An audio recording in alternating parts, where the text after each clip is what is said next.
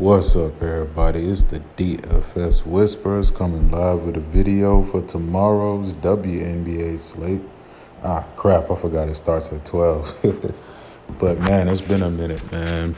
I've been busy lately. That's why y'all ain't seen me much. But I'm gonna try, man. I'm gonna try to make more videos. But let's get into this slate. Let's dive into it. So let me get the homework out the way. Please like, comment, subscribe, and share. Hit that bell icon so you can get all our content as soon as it drops. Shout out to the DFS Club. Y'all better join our free chat.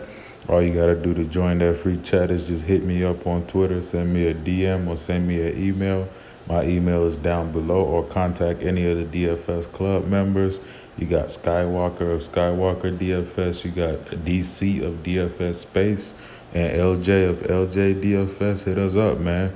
Shout out to Draft Dashboard, one of the few only places you could get good quality WNBA stuff right here, man. As you can see, you got the position optimizer and the cheat sheet, and it's still only in its beta days, man. We're gonna have so much more for WNBA as time goes on. Shout out to my Prizepicks as well. Oh, Draft Dashboard, by the way, is only $1 for your first 30 days. You get to see a lot of cool futures, a lot of good stats, and, ways to just make you a better DFS player. And you get to see our custom player pool for all the sports. I'm excited for NFL season, especially because we got a lot of good new futures coming. We got a lot of good shows lined up for NFL too, because y'all gonna be seeing us till you get tired of us, which ain't gonna happen. We got about at least 5 shows right now lined up for the NFL season, so that's about to be fun. Have 5 different shows every week. But yeah, shout out to my Prizepicks. They're a dope DFS site where if you're tired of Draftkings and Fanduel where you're playing against thousands of people, my Prizepicks, you're only playing against yourself. And basically, you're just basically predicting an over-under on a fantasy production. And if you go over, you win. Well, whatever you predict, over or under, if you get them all right, you win. And at the end of this video, I'm going to give you my 2 or 3 favorite Prizepicks plays, which even if I don't get out just regular videos, I'm going to start trying to get out like Prizepicks videos every day, because those are pretty nice and quick to make. And you can also use Draft Dashboard to kind of, help you make your Prizepicks or gauge your Prizepicks. But let's go ahead and get into the slate, man. We got a 3-gamer. It starts early at 12 a.m. in the morning. Jesus. But so as if you've seen any of my WNBA videos before, I give you my top 3 favorite guards and probably a couple more, and then my top 3 favorite forwards as well. So let's go ahead. At the top, my favorite guard tomorrow is Wnba. You can see that crown right next to her. She is in the cheat sheet. No Taurasi tomorrow, as she is doubtful. So I just really like Wnba in this spot, man, because my theory is, for one, I'm fading Brittany Griner. She's going up against Glory Johnson. I don't like her numbers against Dallas over the years, and at least mainly last year. And I just like the spot that Bonner's in, and at 10-6 is kind of spendy, but I just really like the spot. I feel like Bonner can put up an easy 30, 35 to 40 in this spot, and it's a 3-game slate. WNBA, 90% of the time, raw points really matter, and if it turns into a raw point slate, Bonner is the best they can be. When they played this team earlier this year, she dropped a 27, and mind you, that game she was dealing with a hip and ankle injury, plus she was shooting very poorly.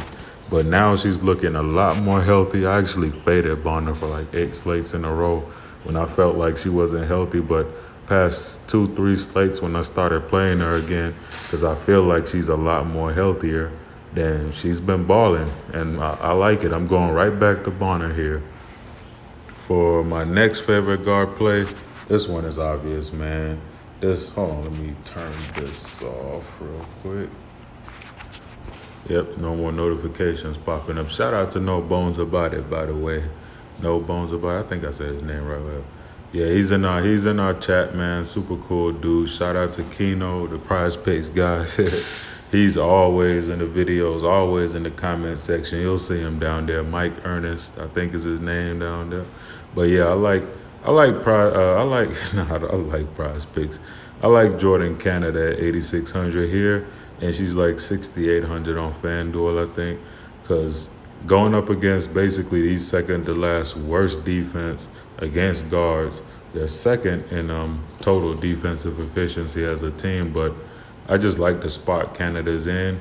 Even in a reduced role last season, she balled out in a couple games against them, which I mean, it was great numbers for the role that she played. Now she's basically the only starter. She's gonna play a ton of minutes. She's gonna be running around the court. If you watch Canada play, it's like she don't stop. She's just running up and down, up and down, up and down. I really like her in this spot. She's projecting for only 18% ownership, which is kind of bizarre to me because Canada could easily put up a 40 burger in this spot. And we all know that she don't need scoring to put up a 40 because she'll get the steals and the blocks, the from behind blocks, and she'll also get her rebounds and assists. But if her shot is falling, that's almost an automatic 40 burger. And in the last spot, my last guard that I really like, honorable mentions, you gotta throw in Danielle Robinson and Leilani Mitchell. Whenever Taurasi's out, you just gotta consider Leilani Mitchell. And at 8% ownership, that's too low for me. That's like too low. And Sammy Whitcomb at 7% projected ownership, too low as well. You gotta throw them in. Danielle Robinson 13. They've all been super consistent lately. Like super consistent. D-Rob is playing well. Sammy Whitcomb, I gotta applaud her because everybody knows that I hate Sammy Whitcomb. If you in the chat, you know I don't like Sammy Whitcomb, but hey, I can't deny that she has been balling, especially ever since Jewel Lloyd went down. So I give her props for that, and I'm gonna be playing her as well. Leilani Mitchell, my favorite 5'5" basketball player out there.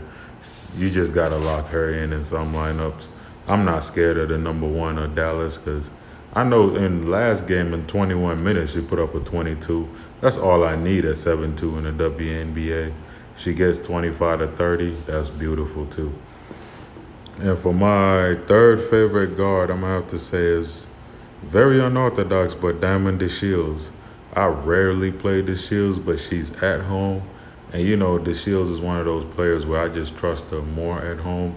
The spot is good too against Atlanta. Last time she played Atlanta at home, she had 23 points and 11 rebounds. I can easily see that. And DeShields is like your perfect cash play because she has a solid floor. So let's go ahead and move on to forwards. On the top, as you can see, great spot for Brittany Griner.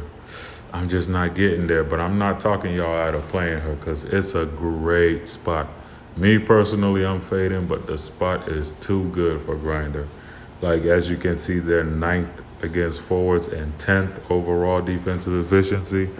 I still want me a lot of Bonner. I still want me a lot of Bonner, but I'm not getting to Brittany Griner. I may throw her in one lineup or two, but she's in a great spot, y'all.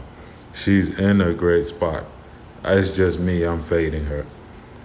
Up next, you got Sylvia Fowles at 10-4. Now, this is a player that I want. She's probably my only spend up at forward. It's basically her and Collier are the only two I'll spend up for at forward. That's over 8K. And Sylvia Fowles at 10-4. And no bones about it, because I knew Fowles balled out last year against Seattle, but no bones about it, as I said in the chat. Also put me on to this gem right here where she actually averaged about 53 points against this team last year in 3 games. So that definitely can't go overlooked. I'm not paying too much mind to that first game they played this year. Plus, we all know Natasha Howard's mind probably ain't straight right now with all this domestic violence going on around her. So this is a spot where we've seen Sylvia Fowles. She's getting more engaged now. She's more into the games now. Her role is starting to get back bigger. So I just see Sylvia Fowles having a big game here tomorrow. My second favorite forward has to be Liz Williams, going up against the 10th team against forwards. I just love Liz Williams in this spot at 8,400, and she's like 64 on Fanduel. I'm firing up some Liz Williams tomorrow. Chantel Lavender. Oh, by the way, I think let me find this out real quick. Oh, sure. Let's see, sports, WNBA stats. I just want to see something. Let's go to rebounding. Offensive rebounding, as you can see, Atlanta are third in offensive rebounding at 10.8. And let's go to the defensive side.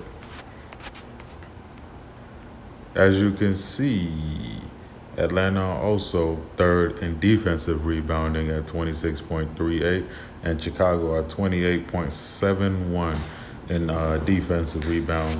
So this gives me a lot of this makes me basically makes me love Liz Williams even more, because Atlanta are one of the top three offensive rebounding teams in the league, and Chicago is a very low offensive rebounding team. They're like 11th or 9th, one of those. I forgot to look, and you also have Atlanta being third again in defensive rebounding, while Chicago is second in defensive rebounding. That still shows you that Atlanta is the better rebounding team, and Liz Williams and Jessica Breland, who is in a revenge spot, they're all both great rebounders.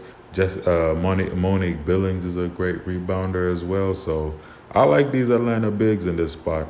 It tells me too they'll have some good offensive rebounding opportunities. And since Chicago are not very good at their offensive rebounding, I know that basically every missed shot will be Atlanta players. Almost every missed shot will be Atlanta players. So for my final favorite forward in this game, in the slate, is Jontel Lavender.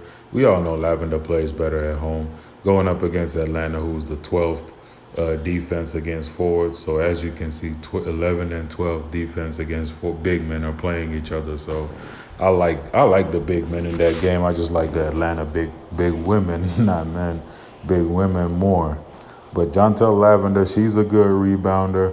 I could see one of those games from like those 10 and 10 type games, or 15 and 10, and she's only 6,900, so that's not hard to pay off. But those are my top three favorite plays, guys. My favorite top three guards are Bonner, Jordan Canada, and Diamond DeShields. My top forwards are Sylvia Fowles, Liz Williams, and Jontel Lavender. Let's go ahead and go to Prizepicks.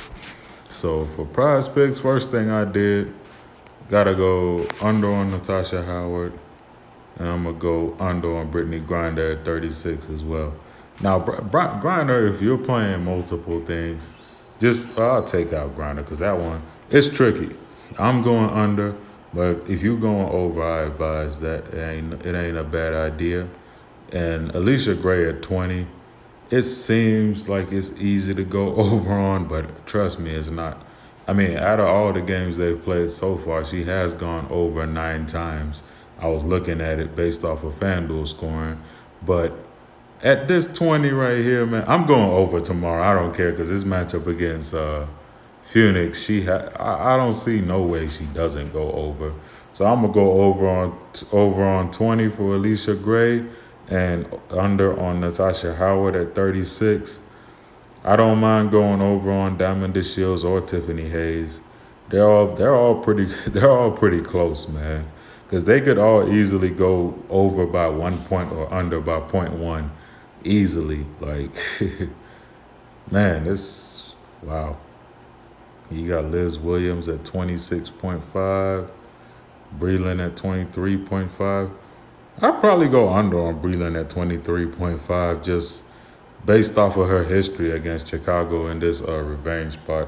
If I'm not mistaken, she's had like 3 mediocre games or below average games. But that's it, guys, man. Over on Alicia Gray, under on Natasha Howard.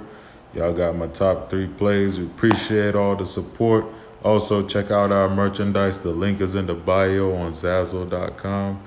You got all the dope Whisper Squad tees, the Scarface tees, Hefty Bag tees.